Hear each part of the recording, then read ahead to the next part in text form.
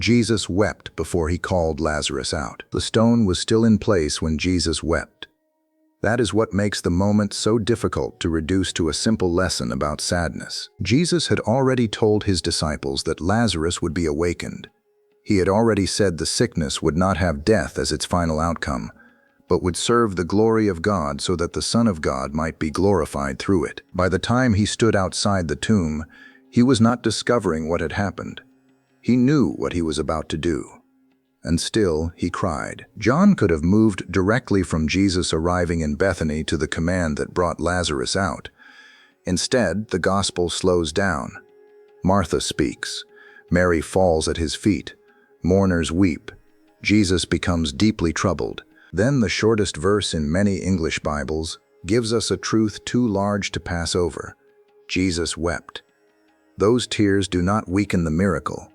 They explain the heart of the one who performs it. Jesus does not confront death from a place of emotional distance.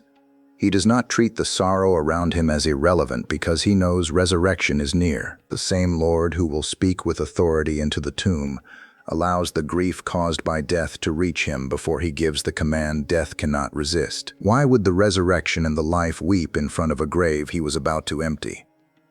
John 11 answers by holding two sentences together. Jesus wept. Then Jesus called Lazarus out. The tears and the command reveal the same Christ. The delay belonged to the sign Jesus intended to reveal. The message sent by Martha and Mary was brief. Lord, he whom you love is ill. They appealed to a relationship Jesus already knew. Lazarus was not an anonymous man in a crowd. John names the love Jesus had for Martha, her sister, and Lazarus. That makes the next sentence more difficult, not less. Jesus loved them, so he remained where he was 2 more days. John does not place love on one side of the sentence and delay on the other. He joins them.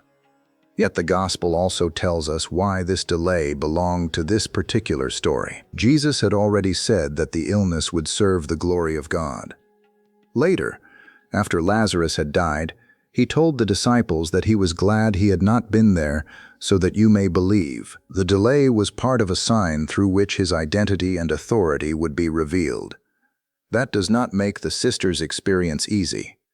While Jesus remained away, Lazarus died. The body was buried. Mourners gathered. By the time Jesus arrived, Lazarus had been in the tomb 4 days. The family did not experience those days as an abstract theological plan. They experienced a brother growing weaker, a death they could not stop, and a house changed by his absence. The text gives us both realities. Jesus acted with purpose. The sisters suffered real loss. We should not turn this passage into a formula for every delay in a believer's life. John tells us the purpose of this delay because it belonged to a unique sign in the ministry of Jesus. We are not authorized to tell every grieving person that God delayed for the same reason, or that every unanswered prayer will end with visible reversal before the grave. But John does challenge one conclusion Martha and Mary were both tempted to make. Jesus' late arrival did not mean his love had become unreal. Their first words to him reveal the wound. Lord, if you had been here, my brother would not have died. They are not accusing a stranger. They are speaking to the one they trusted, and that is why the sentence carries so much weight. Their grief is tied to what they know Jesus could have done. I understand the instinct to measure care by timing. When help does not come before the thing we feared becomes real, delay can begin to interpret the whole relationship. We do not merely say, the answer did not come. We begin saying, perhaps love was not there. John 11 does not ask us to call delay painless. It asks us to keep reading until Jesus himself interprets the story. He enters Bethany after the funeral has already begun. He does not arrive with an apology for losing control of events. He comes knowing that the sign will reveal more than his ability to prevent one death. Martha goes out to meet him. The tomb remains closed behind the village, but the resurrection and the life is already standing in the road. Martha knew the doctrine before she saw the person at its center. Martha's first sentence contains both faith and pain. Lord, if you had been here, my brother would not have died. She believes Jesus could have changed the outcome. She also believes the moment for that help has passed. Still, she does not turn away from him. She adds, "Even now I know that whatever you ask from God, God will give you." Jesus tells her, "Your brother will rise again." Martha answers with orthodox hope, "I know that he will rise again in the resurrection on the last day." She is not wrong. The scriptures had formed in her a real expectation that death would not rule forever. Her confession is one faithful Israel could make. God would raise the dead at the end. Yet the hope remains located in a future event. Martha can name the doctrine, but she is standing in front of Jesus as though resurrection is only something God will do later. Then Jesus says, "I am the resurrection and the life." He does not merely promise to participate in resurrection. He places resurrection in relation to himself. The final hope Martha believes is not an impersonal mechanism waiting at the end of history. Its authority is present in the Son standing before her. "Whoever believes in me, though he die, yet shall he live," Jesus says. "And everyone who lives and believes in me shall never die." Then he asks, "Do you believe this?" Martha's answer does not explain every phrase. It identifies him. "Yes, Lord, I believe that you are the Christ, the Son of God, who is coming into the world." The scene is not a victory of correct doctrine over grief.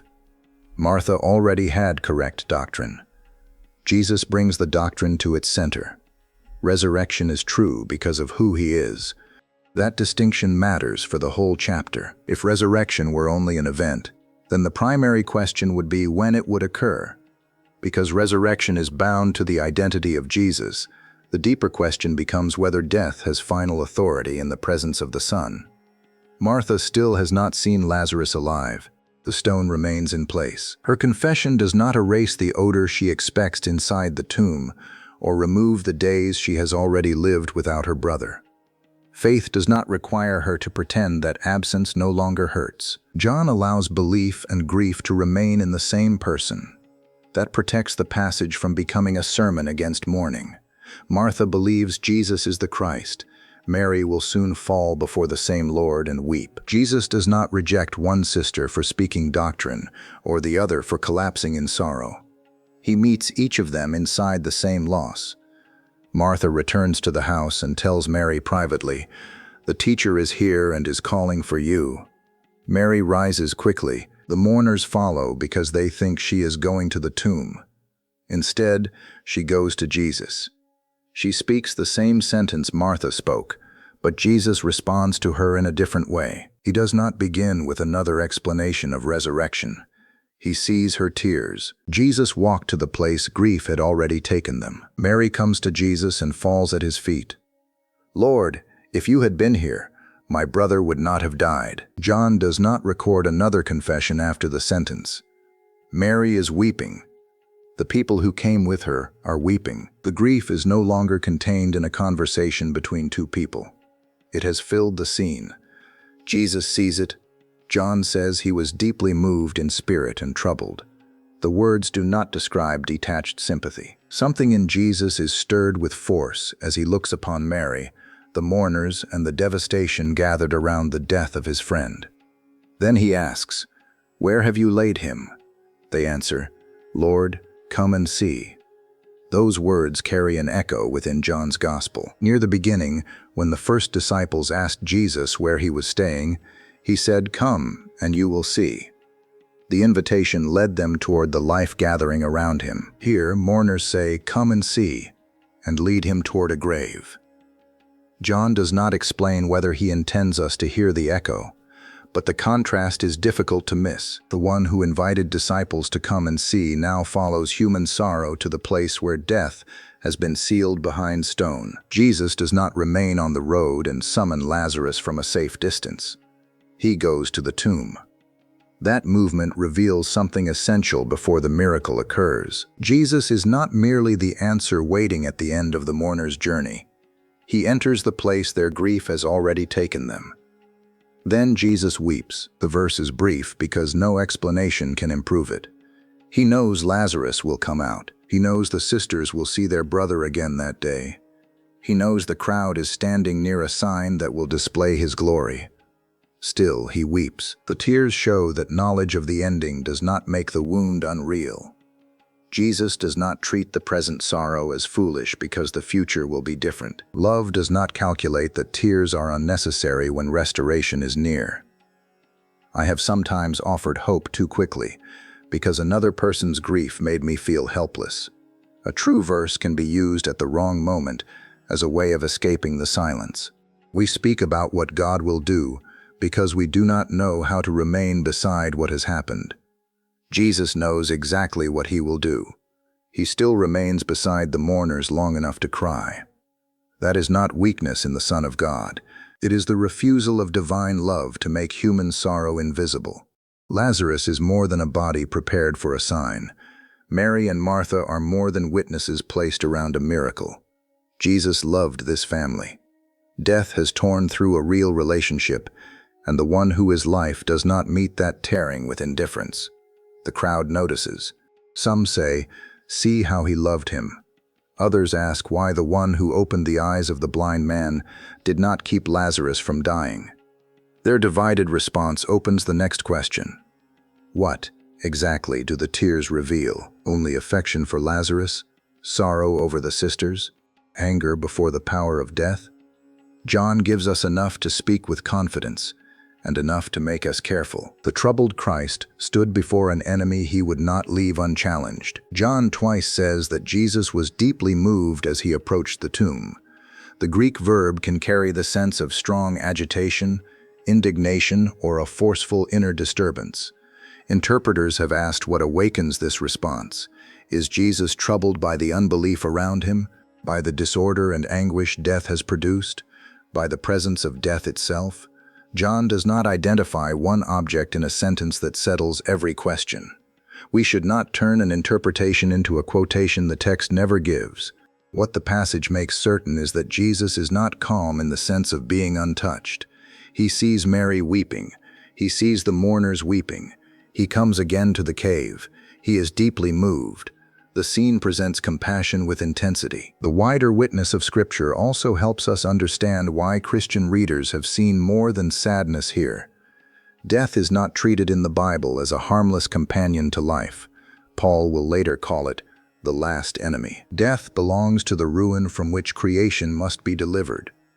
It separates bodies from breath, families from those they love, and the present age from the fullness God intends. John 11 does not quote that later phrase, but it shows Jesus standing before the reality the New Testament will name as an enemy. He does not admire the grave. He does not call corruption good. He does not ask Martha and Mary to make peace with death, as though acceptance were the highest form of faith. He weeps, and then he confronts it. The sequence matters because it prevents two distortions.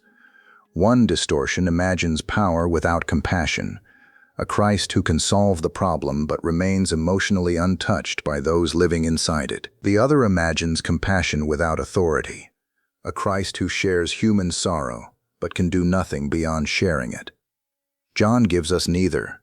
The tears are real. The authority is real. They belong to the same person. That is why Jesus wept cannot be separated from Lazarus come out. The first reveals that death's wound is not beneath his attention. The second reveals that death's claim is not beyond his authority. The mourners can misread one without the other. Some see his love, but wonder about his power. Others may later see the miracle and forget that the one who commanded the tomb first stood among the tears. John keeps both before us. Jesus comes to the cave. A stone lies against it. Martha knows what 4 days mean. Whatever hope was present when Lazarus first became ill has now reached the physical evidence of death. Jesus says, "Take away the stone." The command is not an invitation to discover a hidden psychological meaning. It is a concrete instruction in a public sign. The sealed tomb must be opened. The crowd must stand before the reality Martha names. And what Jesus is about to do will be seen not as imagination, denial, or a recovery that began too early to be called death. Lazarus has been dead 4 days. The stone moves. The entrance opens. Now the sign will reveal whose voice death must obey. The open tomb made the sign public and unmistakable. Martha objects before the stone is moved. Lord, by this time there will be an odor, for he has been dead 4 days. Her words are not a failure of intelligence or affection. They name the physical condition everyone has come to accept. Lazarus is not sleeping in the ordinary sense. He is not hidden inside the cave waiting to walk out on his own. The time in the tomb has placed the reality of death beyond polite uncertainty. Jesus answers, "Did I not tell you that if you believed you would see the glory of God?" Then they take away the stone. The people participate, but their role must be described carefully. They can expose the entrance. They cannot reverse decay. They can obey the instruction. They cannot create life. The distinction protects the sign from becoming a lesson about human ability. No amount of effort from the crowd can produce what happens next. The glory will not be the reward for their strength.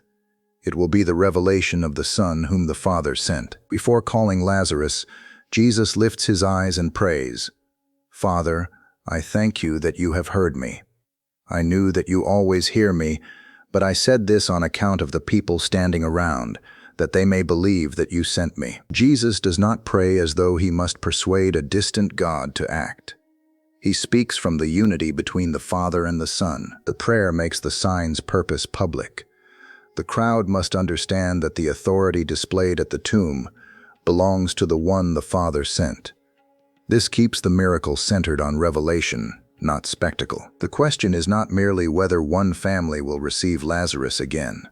The sign declares something about Jesus before Israel.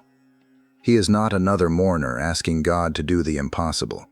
He is the sent Son whose voice will call the dead. The open tomb matters because everyone standing there knows what is inside. Martha has said it aloud. 4 days, decay, odor. The sign does not depend on grief being reinterpreted as something less severe than it was. Then Jesus cries out with a loud voice, "Lazarus, come out." John does not describe a struggle inside the cave. He does not add a long explanation of how life returned to the body. The authority is contained in the command. Jesus speaks. The dead man comes out. The miracle answers the question raised by the whole chapter. The late arrival was not evidence that Jesus lacked authority. The tears were not evidence that hope had failed. The sealed stone did not mark the boundary of his power. Yet the sign does not tell us that grief was imaginary, or that the sisters had been foolish to mourn. Lazarus truly died. Jesus truly wept. Lazarus truly came out. John refuses to save one truth by denying another. Death is terrible. Jesus is Lord over it. The crowd must now decide what the sign reveals. Many believe in him. Others go to the Pharisees and report what he has done. The miracle that restores Lazarus to his sisters does not produce a simple happy ending around Jesus. It moves the conflict forward. The voice that opened one tomb will soon lead Jesus toward his own. Lazarus came out, but the greater victory still lay ahead. Lazarus emerges with his hands and feet bound in linen strips and his face wrapped with cloth. The details keep the scene physical. This is the man who had been buried. The signs of burial still surround the body that has received life. Jesus says to those standing nearby, "Unbind him and let him go."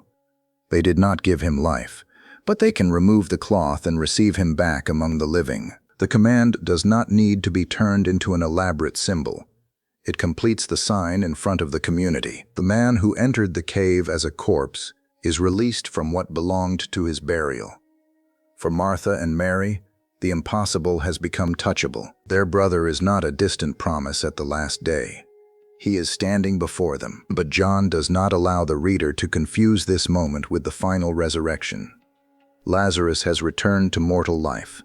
He will one day die again. The body that comes from the cave has not yet received the incorruptible life promised at the end of the age. This is a sign, astonishing, public, and true, but it points beyond itself. Its first direction is toward Jesus' identity. He is the resurrection and the life. Its second direction is toward Jesus' death. John says many who witnessed the sign believed, but some reported it to the authorities. The chief priests and Pharisees gathered the council. Their fear of Jesus' growing influence hardened into a decision that he must die. Caiaphas spoke more truly than he understood when he said it was better for one man to die for the people than for the whole nation to perish. The raising of Lazarus, therefore, does not merely interrupt a funeral. It accelerates the movement toward the cross. Jesus calls his friend out of a tomb, and the sign becomes part of the path by which he will enter one himself.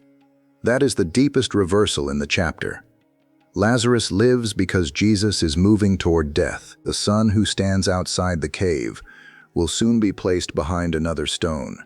His friends will mourn. His enemies will believe his voice has been silenced. His body will be wrapped for burial. But Jesus' resurrection will not be the temporary restoration Lazarus received. He will rise beyond the reach of death. He will not return merely to resume the same mortal life. He will rise as the first fruits of the resurrection still to come, the beginning of the final defeat John 11 anticipates. That larger hope gives the tears their full weight. Jesus did not weep because he lacked knowledge of resurrection. He wept as the one who would secure it through his own death. He knew that Lazarus would leave the tomb that day. He also knew the victory over death would cost more than a command spoken outside Bethany. The path would pass through his cross, his burial, and his rising. John 11 therefore does not offer a shallow promise that every grave will open immediately, or that every family will receive the same visible reversal before the end. It reveals the one whose authority reaches every grave, including the grave he entered for us. The sign at Bethany is not the end of the story. It is a window into the end death will finally meet when the voice of the Son calls, and those in the tombs hear him. The tears and the voice belong to the same Lord. The stone was still in place when Jesus wept. He stood before a tomb he knew would soon be opened. Yet he did not treat the sorrow around him as unnecessary. He allowed Mary's tears, the mourner's cries, and the death of the friend he loved to be fully present before him. Then he spoke, "Lazarus, come out." John does not ask us to choose between those two moments. Jesus wept reveals how the Son meets the grief death causes. Lazarus, come out, reveals the limit death has before his voice. The first sentence keeps resurrection hope from becoming cold. The second keeps compassion from becoming powerless. And the sign does not end with Lazarus. The man called out of the tomb would live again for a time. The one who called him would soon enter death, break its claim through his own resurrection, and open a hope no later funeral can cancel. Jesus wept. Then Jesus called the dead man by name. The tears and the voice belong to the same Lord.